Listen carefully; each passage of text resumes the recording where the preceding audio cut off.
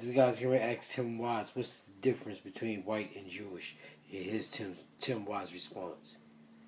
Then from Brooks Bain says, Wise isn't white. He's Jewish. Trust me, he doesn't present a white paradigm. Well, this is going to be fun. Because since you have Jared and Matt on, we're going to get into a conversation, I'm sure, because white nationalists, including the one who's just sent you this, have a hard time, I guess, getting their head around the fact that whiteness is a social construct, not a genetic or biological reality.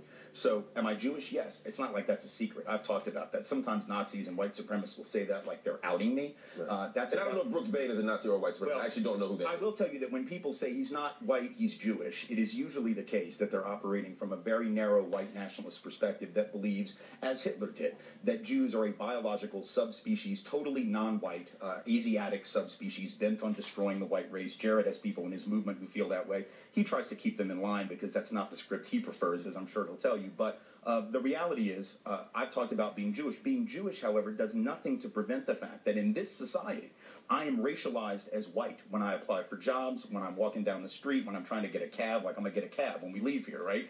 I'm going to be able to do that. The cabbie may not like Jews, but he's not going to look at me and say, oh, Jew. He's going to look at me and say, white guy, not a black guy, I think I'll pick him up. We know that's how racial profiling works with taxi cabs. So I am Jewish because I was raised Jewish and because I have one parent who's Jewish and one grandparent who's Jewish, but I'm white because we live in a society where whiteness is not about your DNA, your genetics, your biology. It never was, just like blackness is not. It's about what you are viewed as by people in positions of authority. If employers, if cops, if bankers, if landlords look at me and see a white person and look at someone else and see a black person, that's what ends up mattering in this country. And that's why I talk about whiteness, because whiteness is what I receive in the culture. We have an amazing